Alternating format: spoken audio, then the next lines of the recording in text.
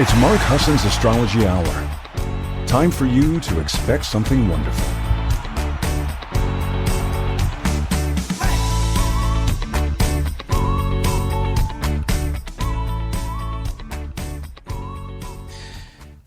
Well, good morning, everybody, and welcome. It's Mark Husson. This is Mark Husson's Astrology Hour, coming to you at about 9:01 Mountain Time, 8:01 on the Pacific Coast, 11:01 on the East Coast this Monday, February 5th. How are you? I hope you're doing well. If you're a first-time listener, welcome. What we do is like to have you come into the chat room over at Facebook if you're brave enough to do so. No, it's actually pretty safe, I think. We have a private room. You just go over to 12radio.com, click the chat link on that left-hand column, and it should bring you right over to the Facebook group chat. And we'll look for people who are just now for the first time coming, because you have to be accepted. They'll ask you if you want in, and you say, heck yeah. So I hope you guys are doing well. This is a Sag moon. I kind of like those Sag moons. I love those Scorpio ones right beforehand, but I like the Sag one too because you get a little breath of fresh air, lift your heads up high, and you can kind of like feel the love around you, right? Okay, if you come into that chat room, you're definitely going to feel the love. You'll see people like the amazing Lynn Goldberg. Hi, Lynn. It's good to see you. Excited to have you here. Terry Campbell's in the house. Hi, Terry. Welcome. So good to have you. Terry's an advisor at 12listen.com, 12listen.com. You'll hear me mentioning that place a lot because that's where some of the most talented advice and advisors in my life exist, and they're for you to call, to chat. They have private chats where you can just chat. You just have to sign up. There's a sign up thing. You get 5 free minutes for signing up, and you can talk to this amazing group of people. And we're connected. It's one of the few non-corporation owned places of its kind. It doesn't get a lot of love when we mention it's a psychic hotline, but it does have a place that I think has served a lot of people and a lot of famous people, I have to say, that I'm very proud have trusted us. Pamela's in the house. Hi, Pamela. Thank you. This Scorpio's in a great mood today. What's up with that? I know, right? I hear you. Nadine, thank you for being here. It's good to have you here. Thanks for the love bubbles. Tiffany's in the house. She's got to register her business. We're going to talk to her about how to pick a good day to do that. Because that's a very important thing. And I'm glad you asked that, Tiffany. We'll look at it together and see what's going on. Truly, thank you for being here. Just another Pisces here getting eaten by otters. Oh my God, that's so funny. So happy to take a break from shoveling and listening in. It's good to have you. Thank you. Don't hurt yourself. I hope the shoveling's easy and light because we just did the same thing. I have a snow blower, thankfully, and I don't know what I would do without that thing. I mean, and I went electric, so I press a button and just start walking. Oh my God, it's kind of fun. But we couldn't get down the street. I like to help. Sometimes I like to help. Sometimes I like to help the older neighbors across the street. And but I couldn't get. There was so much snow in the street. I just couldn't plow my way to them and have enough battery power to do my own. So I think they made it okay. Gwen, thanks for being here. Diden Duda. Here comes the sun. Yeah, I hear you. I needed to be here today with Mark, Jay, and the amazing tribe. Ali Shea, we love having you, sweetheart. It's good to have you here. So you guys, I'll check in on the chat room periodically. It is a Sag moon, like I said. There is a new moon coming this week. Now, new moons tend to mean that the moon gets darker, and when it gets darker, it tends to be a little tougher. It can be, it doesn't have to be, right? Some of us love those dark cauldron-y places. But keep in mind that if that is happening to you, if you're noticing that your mood's slipping a little bit, that you're not feeling as bright and perky, that it's just toward the new moon. And when that new moon hits on Friday, right around 3 in the afternoon, it will pop. Okay. And now if you're not feeling that and you're actually feeling hopeful and brighter, that's absolutely okay too. Cause I realize the dualistic nature of this kind of talk. Like you either have to be depressed or happy, and you're not allowed to be depressed if you're supposed to be happy, and vice versa. All that stuff is crap, right? We know you'll have the experience you have. A lot of it's based on where these planets metaphorically fall in your chart. But, don't put yourself to a comparative thing. You know, I've noticed a lot of our pain, a lot of the pain of the people I talk with and hear from, you guys, some of you guys, a lot of the pain is from a comparative analysis of your life with somebody else's. I do that myself because I like to see how other people are doing it, and I hope I can do it at that age, or I wish I did it at that age. And so there's a lot of comparativeness that goes on. We sort of see the world as, he didn't do that or she didn't do that. Why do I have to do that? Or I get depressed every new moon. Why don't they? Right? All that stuff. If you can kind of lift the comparison out of the reality, I know it's kind of tough to do, but if you remember that you're doing that, like you're comparing like how you are as a parent, how you are as a lover, how you are as a friend. If you're comparing that, you'll always fail because you'll always find that one where you did it better and then you feel guilty about that, or you did it worse and you feel guilty about that. Guilt is the thing that wants to seep into our lives. Will you try to remember that? It wants to seep in. And your job, seriously, is try to combat that, to find the alternative, the message, clear those, the things that are sort of pounding in to get in, clear those thoughts, have a place for them to exist, but just not in your main theater. Okay, like a multiplex theater with all the little, but the main theater is in the big one with the surround sound. I mean, I haven't been to the theater in many years. Used to be, they had this main theater. We had one in Colorado where it was the big one. And then they had like 4 other connecting smaller ones where the movies weren't as popular. And those smaller ones, if you can picture that idea, that's where you want to sort of place the things you don't need to deal with right now. Fears, whatever they are, fears that are coming, people that you're nervous about, or events like IRS, elections, things like that. Put all those somewhere else in one of the other movies so you can have a clearer, more beautiful, more open way to receive and to be. Plus, it's very addicting. It does get addicting, and it gets addicting to have other people see that part of you, where you're not just faking it. You're actually seeing it. You carry problems too. It's just that, it's easy to see. I watched the Grammys last night reluctantly. I did not want to watch them. And I had a friend saying, let's do. And I did. And there was a couple times I cried. I cried on 2 events, seeing Tracy Chapman singing Fast Car with I'm sorry, I won't know his name. He was a country singer, but he adored her when the song came out. And they do a little clip of him saying, I love that song. I was obsessed with that song. I hummed it every day. And when he went to make his first record, he said, I want to do that song. And so, cause he loved that song, right? I loved it too. It used to be my earworm for years and years. You got a fast car, right? I'll know that one. Now I put it in your earworm ear. Anyway, I would wake up with that song in my head. I'm not kidding. Like, I have earworm issues because they stay with me all day. And I used to be like, what is that? And then I'm like, let's just hum it until it goes away. And all of a sudden the camera pulls back, he's singing, and there's Tracy. Oh my God. Gray hair, beautiful. Oh my God. It was a moment. And of course, my icon, the woman I've adored my whole life, Joni Mitchell, 80 years old, was in a chair, turned around with her cane, singing both sides now, with a beautiful arrangement of people and chorus. And then Billy Joel, for the first time in 30 years, released a new song, and he sang. I saw him. He was one of the first concerts I ever went to. So it was a magical moment for me. There was a lot of arrogance and a lot of, I hate that red carpet moment where everybody's like, let me see your clothes.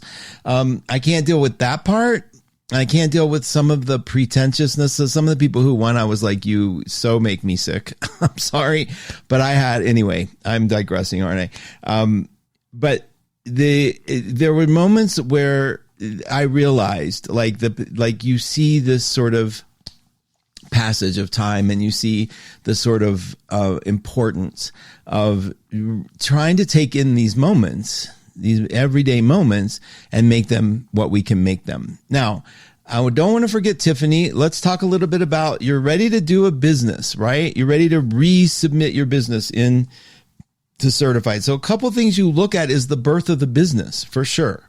Like the new submission will be considered like if you changed your name, or some people who had near-death experiences, seriously, like to rerun the chart for when they came back as a new person. Like in the old days, there was a phrase in the New Age circles a lot called the walk-in. When you were a walk-in, it was somebody who another being would come into them.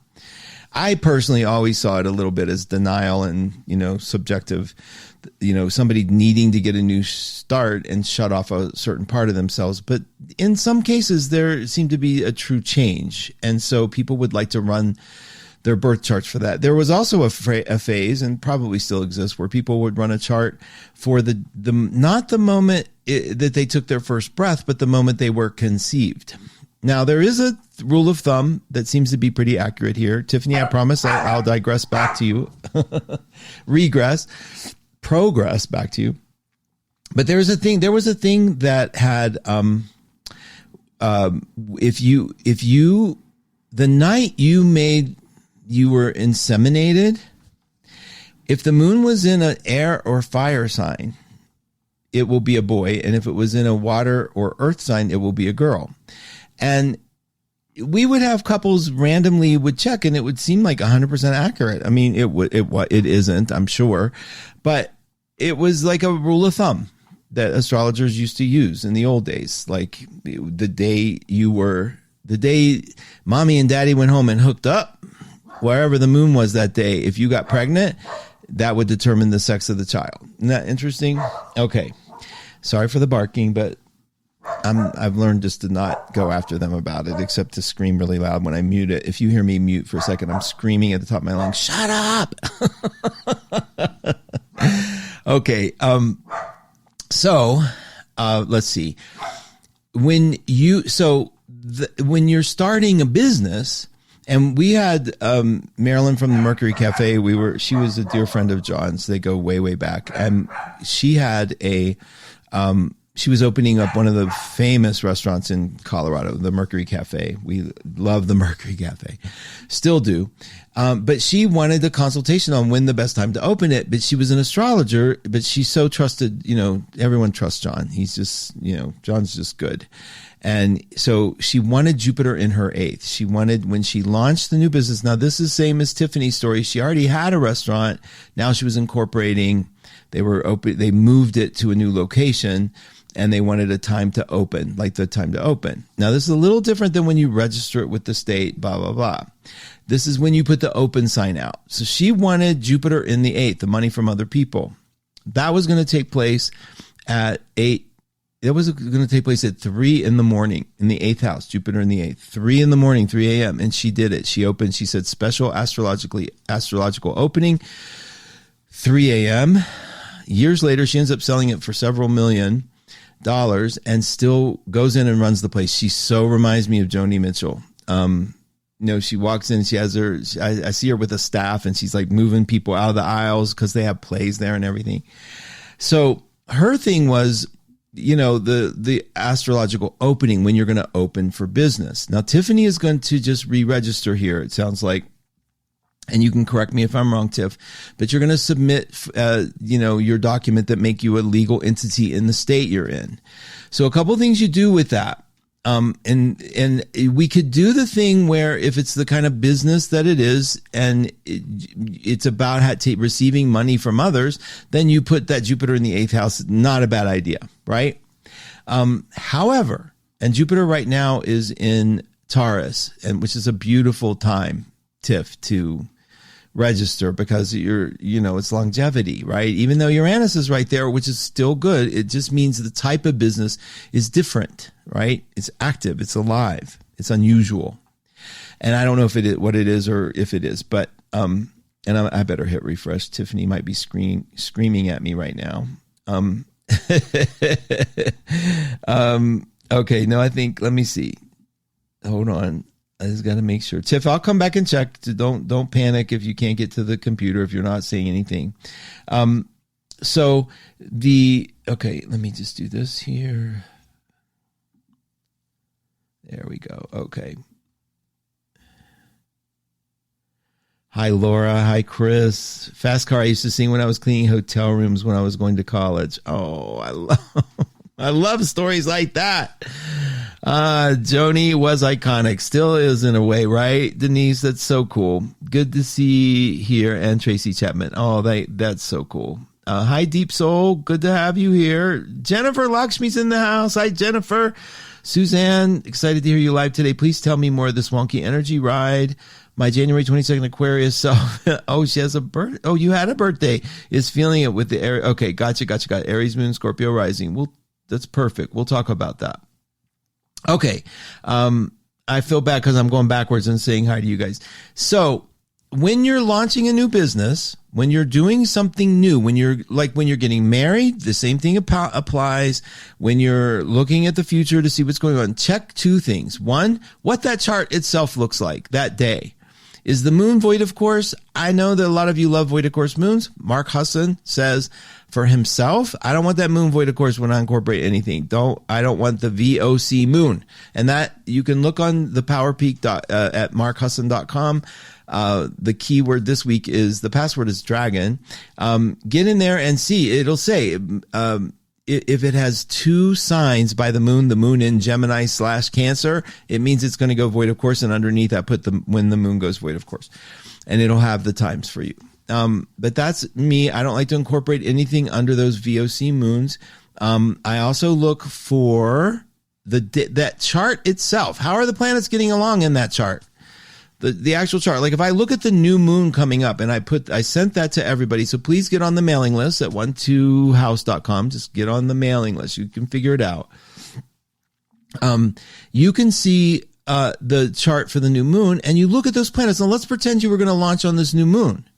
Well, you'd have the sun and the moon in Aquarius. Not a bad place to start. The sun and moon together. It means the needs of the business and the identity of the business are one and the same. It means it's going to be an unusual business. It's going to cater to. It's going to cater in an unusual way to. I say unusual meaning like it's alternative. It's not your typical. If it were a diner, it would be a diner that served sushi, for example, something like that. It'd be unusual. Now, this case, the moon and the sun are squaring Uranus in the sky, and I don't know that I want to launch a business under that Uranus square, right? Even though it's the ruler of Aquarius, it makes it seem a little too shaky. I'm not sure. So I might wait till after the new moon. Okay. So that's how you think. So Tiff, obviously, I'm thinking maybe wait, don't do this under the new moon, even though it's a good time to start. Your birth chart of the new business will have sun square Uranus and the moon square Uranus. And that can just mean some instability, right? And so we might want to wait. Let's see. I don't know if you had to do it this week. Let me just see. Favorable times in the month in general. Yeah. So get out. Let's see. After this, the sun goes into Pisces, which it'll be next to Saturn, which is really about longevity too. But let's keep going. You can drive yourself mad with this stuff, right? The other thing is not just looking at the chart itself for that day that you're incorporating, but looking at where those planets are in your personal chart. Like, does anything uplift you? Now, I know you're a Virgo, Tiff, and I know that probably Jupiter is right now close to trining your sun, or if it isn't, you might want to wait till it's trine to your Jupiter. And in that case, we might want to wait till the moon is in the last Earth sign in Capricorn, which is, let's see, it'll be, well, we're getting into the Capricorn moon in the next couple days, which isn't a bad idea. You could do it in the next couple days if you wanted to. we have Venus in Capricorn now. We have Mars in Capricorn now. Put those in your chart and see when they trine, because if they do, I wouldn't worry so much about the Uranus Sun square. I'd worry more. I wouldn't worry about anything. I'd get that grand trine going in my own natal chart. So that's how you play with it. I'm going to leave it to you. You know enough about astrology, Tiff, that you could, you want to be able to, now that if you have an astrological program, be sure to add parallels and non-parallels. You know, I know you can do this, but there's no bad. The other formula is trust this gut in you. Like, it's easy to do. You went, everything flowed smoothly. Trust that. Just trust that. Because I know the Virgo mind can drive yourself crazy with figuring out the right moment, because we can't beat the system of the soul, right? We can't beat what the true evolution of things are. We can only sort of hedge our bets a little bit. And I don't like the idea of it driving people crazy. So like, if today you got a phone call and it said, hey, we could take you in today and you could certify immediately, I'd do it. Okay, that kind of thing. I would just do it. I trust that kind of momentum. I trust how the universe opens doors for me. I don't want to think I know more than the planets. So in general, that's how I play with it. Do it at a time when Jupiter's in your eighth. I always love that idea, when Jupiter's in your personal eighth house. That means it's at a certain time of day, because through the whole course of a day, that wheel moves. Even though Jupiter stays in Taurus, the rising sign changes every 2 hours. Oh gosh, I know I just got way too convoluted in that. I apologize. Let's come back home with you guys and talk a little bit about Saturn and Pisces, because I want to give you some tips about this time period. One thing that I noticed, I had just read this amazing article, and I'm noticing, and it was brought to my attention. Hi, Lioness. Welcome. I just got sick at one point and turned it off, but I did see Joni. Unfortunately, I missed Tracy. She's at the very beginning. I couldn't figure out why I kept hearing that song on the radio by a guy. That's right, truly. That's it. I never watched the Grammys either, but I decided to give it a try, and I just got sucked in and watched the whole thing. I generally hate award show. Yes, seeing Tracy and Joni was thrilling. Oh, we are all like so family. So cool. Okay. I was reading this article, and it was occurring to me and it was pointed out by the article as well, that they use the water words when referring to the immigrants and immigration, the flood of migrants coming in. It's a tidal wave. It's a tsunami. We're being overflowed. Okay. And the tie to me is like this sort of water language that we're using, and this idea that if you're a mental sign, if you tend to, not be so in touch with your feelings, those words are terrifying. And if you are in touch with your feelings, they're not so inviting either, but they're not as terrifying. It's not so bad to hear you're drowning. Like, if you're a swimmer, the idea of drowning is sort of like familiar to you, right? but if you're a pilot, the idea of drowning is probably a little more scary. And I know I'm being very general in the talk, but I think you understand what I'm saying. And during this cycle of our life for the next 2.5 years, Saturn is sitting in Pisces. And so I really want us to understand and embrace this concept a little bit deeper than I have been with you guys, because what Saturn is doing is solidifying the idea of water. Okay, that's one way to think about it. Now, Saturn in Pisces very much relates to Saturn being in our 12th house. And don't worry about my language so much. I'll talk plain English for you. But that has to do with the hidden and things we have no control over, and things that we feel will be consumed by. Okay. And so a lot of the fears that are coming up with Saturn in Pisces, as an example, a lot of what we're afraid of is isolation, is not being seen, of not being heard, not being understood. Now, notice I'm taking some of these Pisces keywords, right? And Saturn is trying to strengthen this ability and this resolve we have to feel connected, trying to strengthen this ability to not be flooded or overwhelmed with the energy of another person. Now, if you were born with Saturn in Pisces, you're having your Saturn return, probably your second one if you're in your 50s, and probably your first one if you're in your late 20s. Well, not probably. It will be your first one in your late 20s, and it will be your second one in your 50s. And if you're closer to 80, you're having your third one. And so I want you to really think about this sort of time period is closing in a little bit. And whenever Saturn sort of closes in, it asks you to shed some old weight. Okay, it asks you to release some of the concepts that you've been holding. Take in what you've learned.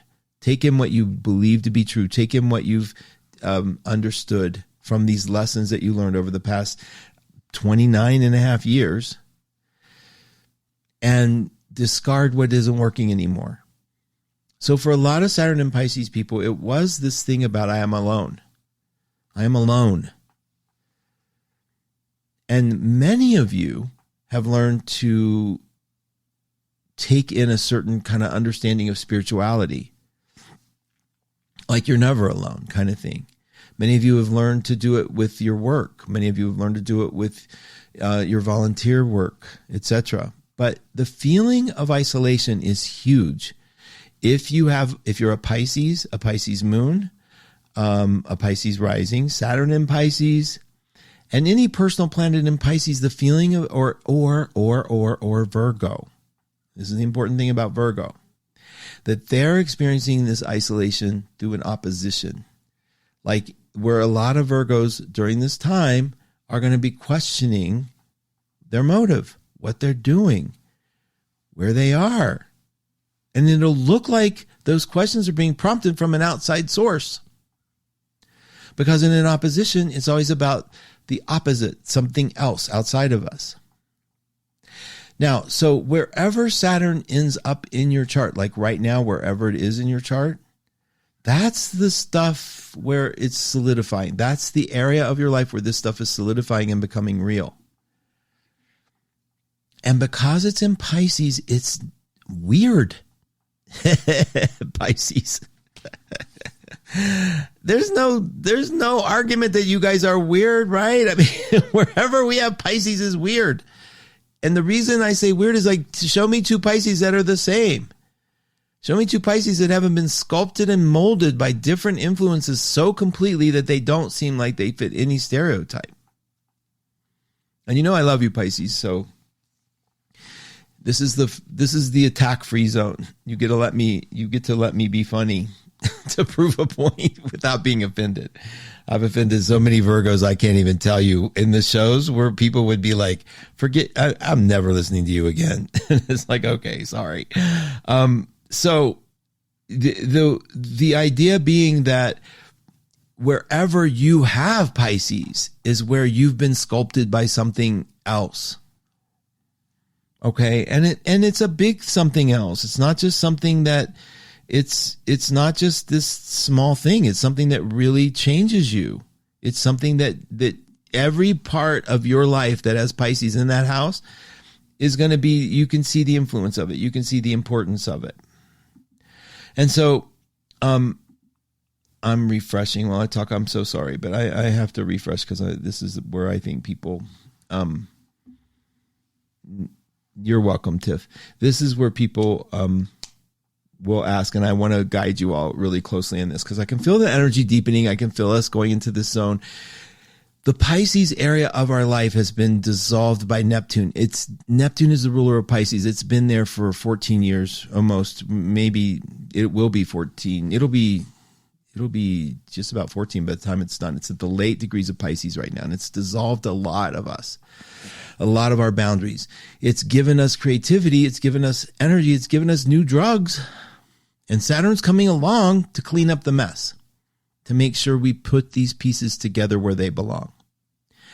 Saturn in Pisces, to me, could not be more of a godsend in a literal sense, in the literal sense of it's like you're so glad to see Saturn when things have been such a mess for so long. Like, remember, I think Saturn are the guardrails on that curvy, foggy, windy road at night, and Saturn is the guardrail. Saturn is the thing that sort of says, I'll keep you safe. This is the boundary. Don't cross this line. Here's the white reflection. Here's that little, the white line in the road. Keep an eye on that. Here's a steel barrier. You won't go over the cliff. Saturn's doing that for us. Scarily sometimes. There's no question. I don't like to put, I know we paint Saturn as the stern taskmaster. Saturn is also so valuable in that, look, you do the work. It's Capricornian. You do the work, the results will come through. Stay with it. Stay with this. In Pisces, it's like you're saying, stay with what? Where am I? What do I do? I don't know what to do. Listen, that's a beautiful place to be. Your mind so desperately wants to keep you safe that its solution is to use the brain to figure it out. Well, if I'm scared, then I got to stop doing this. Is this fear, or is it nerves for something new? Is it the unknown, or is it an omen? Right? How many times have you said that? I don't know if I'm scared because I'm really sensing this psychically, or if I'm just scared because it's new. How do I know the difference? Well, I can tell you, if you sit back and say, there's no decision I have to make here, sort of bring down the temperature just a little bit, it gets revealed. If you choose to do nothing, or if you choose to do something, you can be able more clearly to see which one is going to support you best. If it's a gut torturous feeling in your body that if you do this, it's just gross and awful, and then take a breath. Wait. There's no gun to your head here. It will feel like there's a gun to your head. There isn't. So take the gun away, take the pressure off, take a minute, and ask for support. That's the gift of Pisces. The spiritual, deeper, subconscious realm, call it what you want. That support comes flying in. You got to invite it. It doesn't just do it on its own. You have to invite it, because what's the point of it coming in uninvited? You're going to say, get out of here. It's a gnat. And I know it sounds like religious, but it should sound a little spiritual. It's Pisces we're talking about. So the spiritual part is just say, I surrender. I don't care who you're talking to. Your mind goes, well, who are you talking to? Is it God? You're an atheist. That's your mind. Put it in that small theater, right? The little theater that's on the left or the right, because you're not in the big theater now anymore. Mind, you're over here. You're the gnat. Asking for help sets your subconscious mind into a moment of openness, of receiving. And that's how I'll say the word, trick it into opening up and swallowing, saying, I'm ready. I'm open. Guide me here. Amazing gift. If you can do it privately. If you don't, like, the thing about Pisces is, like, if you're doing it around somebody that's going to make fun of you, then you just took on their judgment. Each of you silently, regardless of your spiritual affiliation, regardless of your beliefs, regardless of what you think or don't think is out here, can hit the button of reset in your body, in your mind, that says, I'm open to receive. And the way you do that is you say, I need help. Can you please help? I don't care. The you please help part, your mind's going, well, who you asking? Who you asking? That's go into the theater. Go to that small room, shut the door. You don't have to answer that. What you're doing is subconsciously setting yourself up for the guidance that you want. Pisces doesn't make sense. That's what I mean about the weirdness of Pisces. It won't make sense. Now I sound like a preacher, right? Just ask God. Just, lift up and ask and receive and you shall get. I get it. But all of that judgy stuff, that's just programming. You're having a tough time. Now you're going to judge how you get the help you need. You're in a bad situation, and now you're going to pick a way to fumble with your words, a way to be like all nitpicky about your words. Like I said, It's private. You can do it alone, but you can ask for help. And it sets something up, a deep programming inside of you that allows you to get some guidance. So you say, I need some help. So, like, you can do it like, I need an omen. I need some direction. And a lot of you are already open to this, so I know I'm kind of preaching to the choir. But then you don't think about it. You don't look, did I get that? Was that an omen? Was it not? You get that mind back in the theater, in that room. You wait. You'll know. And there is a knowing. And the knowing might be, I'm not as afraid today as I was yesterday. I can do this now. I can let go. I can go forward here. I don't like it. I'm not comfortable. I'm not getting a big, giant yes, but I'm not terrified. And that's how we roll. Oh, my God. So I hope that helps in a little bit in the navigation of the Piscean stuff, because let me tell you something. These times look so unusual and different, and Pisces is part of that. Now, when Saturn was in Pisces, John gave me a little list of some things that happened 29 years ago. The FDA created the Food and Drug Administration. The FDA was created. Now, for those astrology buffs, why is that important? Pisces rules drugs. Okay, so that's why we saw, I know something's going to change with this glut of prescription, these pharmacy commercials. I mean, when you're going around singing the pharmacy songs, like, they get earwormed in my head. I'm already doing the Sky Rizzy one, you know. Nothing is everything, whatever. I can't help it. I'm sorry. It's on all the time. So is my TV. Okay, admittedly, I did that to myself. But there's going to change. There's going to be a change with Saturn and Pisces. You'll see something happening with this drug thing. Let's just find out what it is. But the FDA was created last time it was in Pisces. The Social Security Act. Wait a minute. See, he didn't give me years. 1968. So it wasn't the last time, but during Saturn in Pisces, right? During Saturn's movement in Pisces, these are some of the things that happened. FDA was created. The Social Security Act. Can you believe that? Taking care of the masses, Social Security. Isn't that cute? Cute. Get this cute thing. The Civil Rights Act. Passed under the Pisces, Saturn in Pisces. Unemployment benefits were required under Saturn in Pisces. The Gun Control Act of 1968 under Saturn in Pisces. So you can put it together that Pisces is sort of like deep and profound compassion. It's also, you know, in traditional astrology, they consider the house of Pisces the prison, it's prisons. It's just where we lose control, right?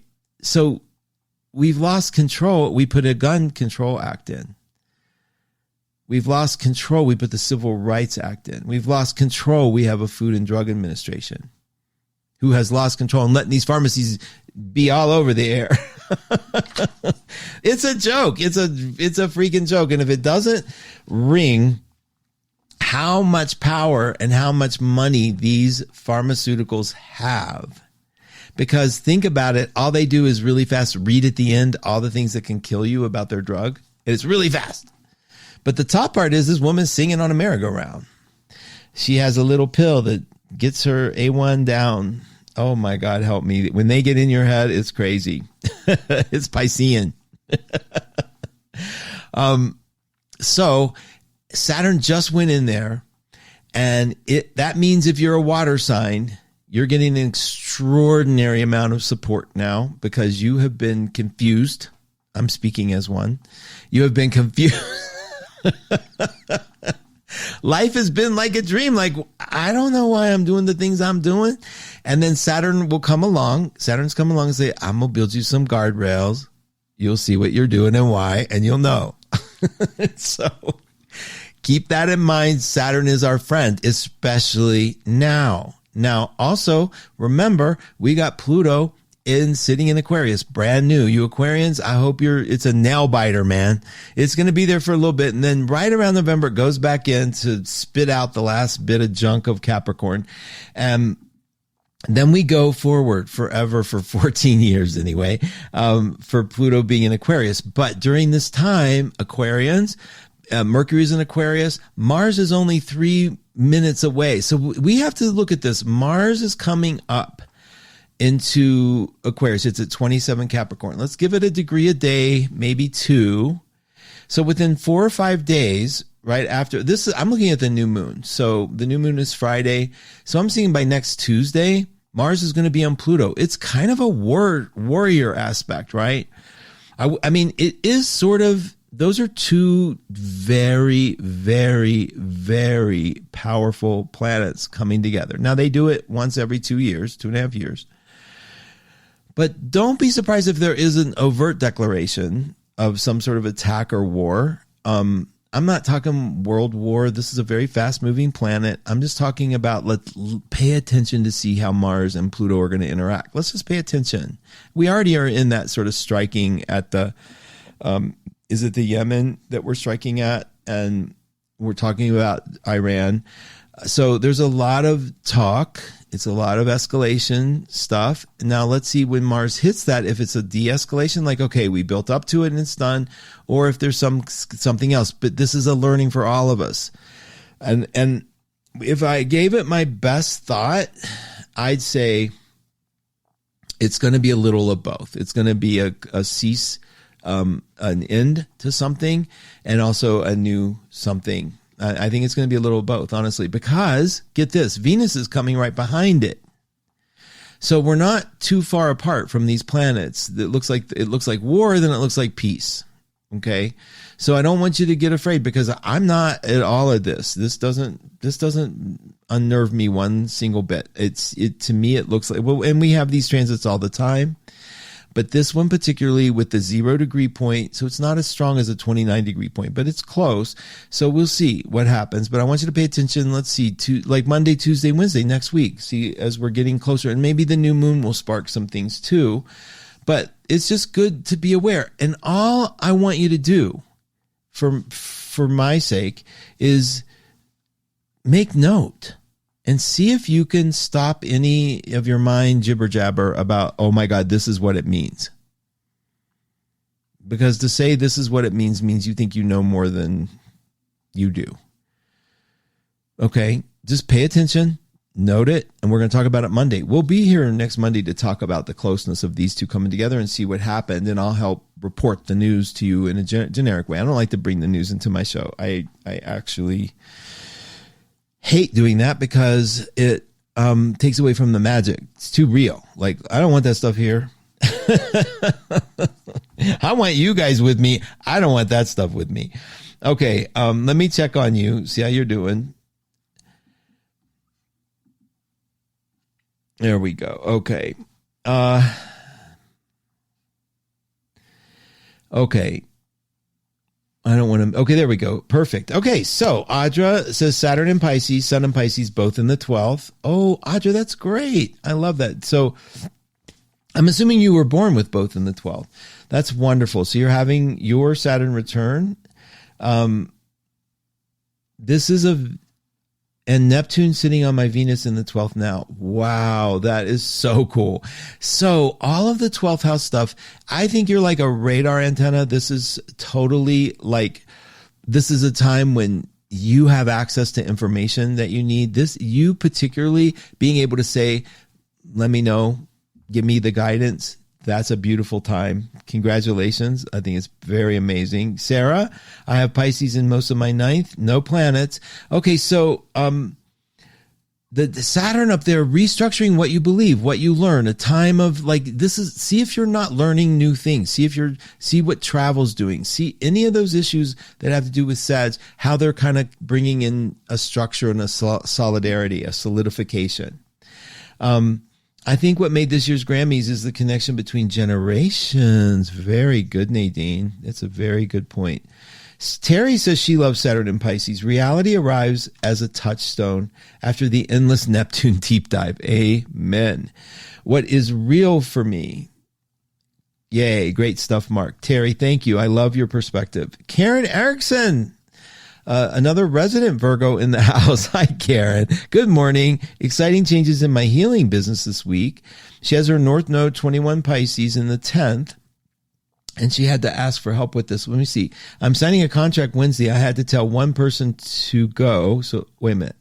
I'm signing a contract Wednesday. I had to tell one person to go, so I was pissed I had to ask for help with this.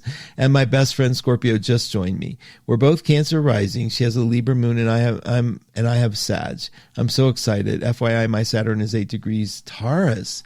So Jupiter's on your Saturn. Exactly. Congratulations, Karen. That is really, really exciting. I'm so happy for you.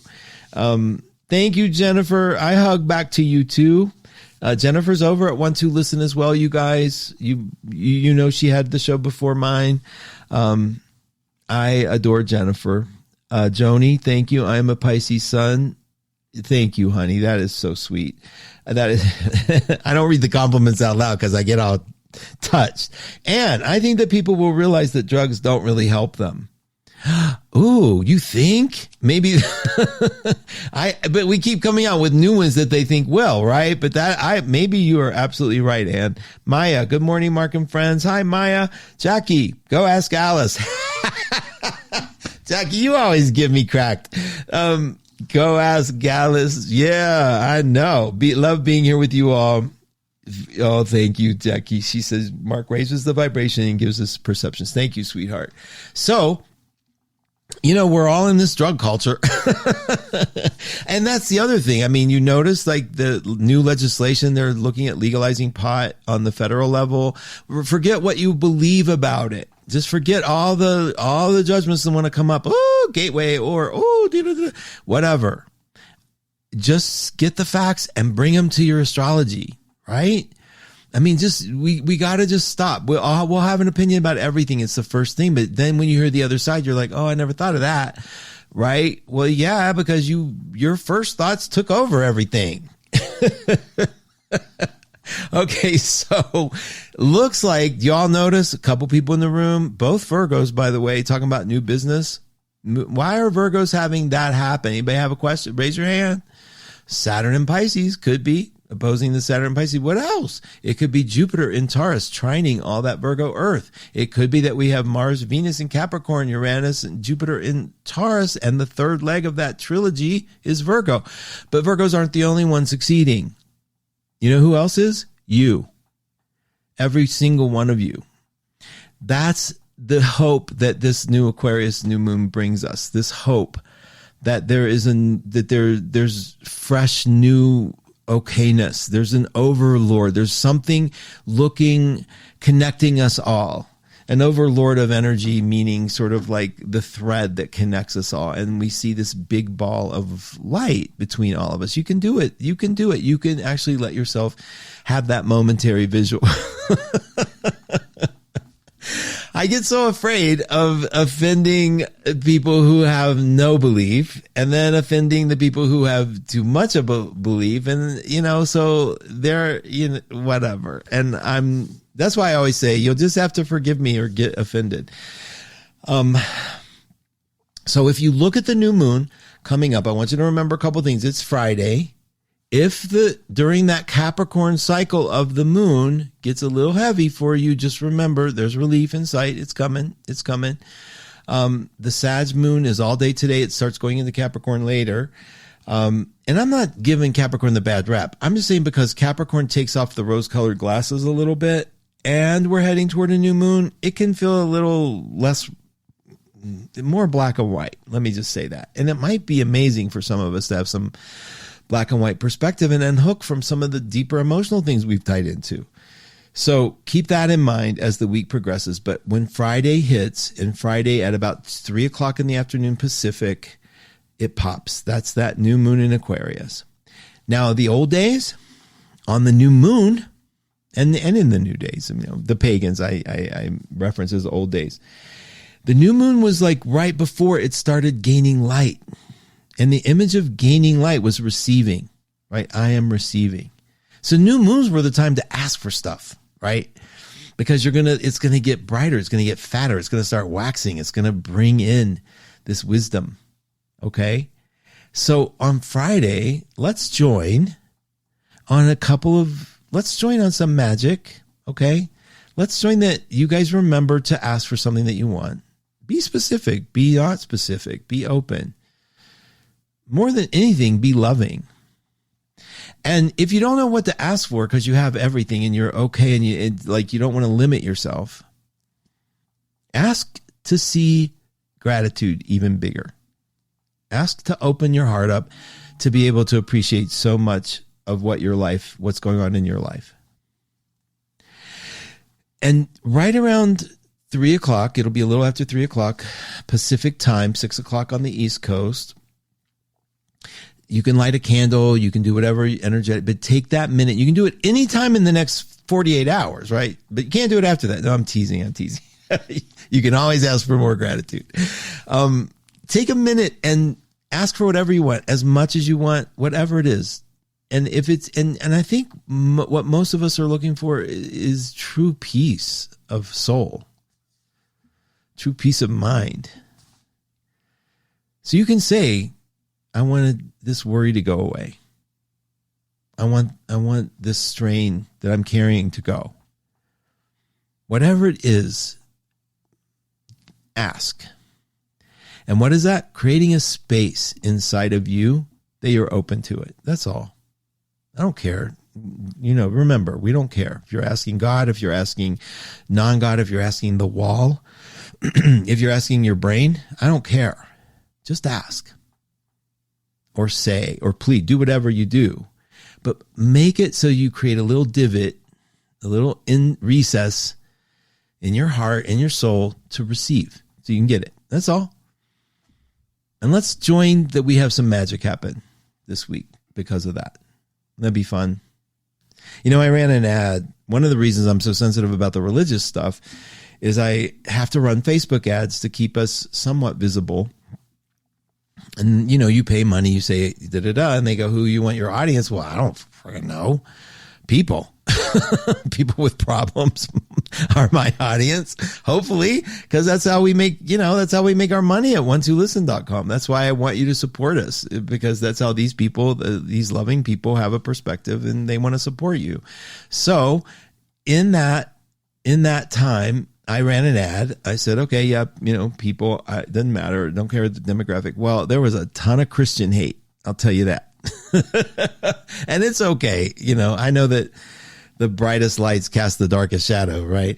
So the people who think they are the closest to God are the ones who are probably the scariest there's more allied to what I would consider the devil. But, and it was okay. I don't get freaked out by that. I expect it. It's sort of like, they're like screaming, this looks evil. Get out of here. And I was like, I've kind of forgot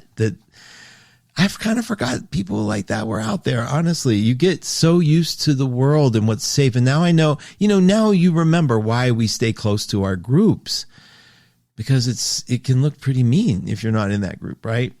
So I just had I was explaining why I'm so sensitive about the religious thing right now, talking, and it's sort of like, I stepped on some nerves and I wasn't used to that. So I pulled the ad down and I'll come up with something a little more generic, a little more, call us if you need support, best advisors in the world kind of thing. But that happened. That did. You know what else happened? I love you guys, and I felt it today. If you guys want to leave your gratitude, your notes of gratitude, not for me, dear God, for the things in your life, you can be anonymous and post them at 12listen.com. It's just under the advisors. You'll see this little tiny link. It's so obscure. We can't do a lot with 12listen.com because it's been built and it's been built in such a secure fashion that undoing it, it's tons of code, in other words. But there is a button there that says, I would like to leave some gratitude. You just press it. It's anonymous. Type what you're grateful for in your life, in your personal life. Also, type that wish. If you don't know what you're grateful for, you can say, I'm grateful for something that hasn't happened yet, right? But you're grateful for it because it kind of sets up that template of, I'm ready to receive it. And that's over at 12listen.com. So please leave a note of gratitude, not about us, of what you are grateful for in your life. I mean that, because we screen them, and if there's too much flattery to us, it's sort of like if it's too specific, we won't put it up, because I want it to feel loving and personal. So be personal. I know you love us. That's why you're over there writing on a gratitude board. And I love you, and I'm so grateful for all that you do, and for you all showing up and listening and caring and being a part of this community that we call the 1-2 family. Now, Jamie Donna's new today. She'll be a new voice on the air today, after Christina LaFrance, after Lori Love, and then Jamie. And then we got a bunch of new programming. Jay made me go put the dashes normal on the poster that's up there. Jay was like, I don't want to be a pain, but the dashes sort of make everything. And I'm like, whatever, let me go do it. So thank you, Jay. Thanks for everything you do. And all of you guys, I hope you have a gorgeous week. Happy new moon. I love being with you. I can't look forward fast enough to next Monday when we can talk again. This is Mark Husson. This is the Mark Husson Astrology Hour. Talk to you soon.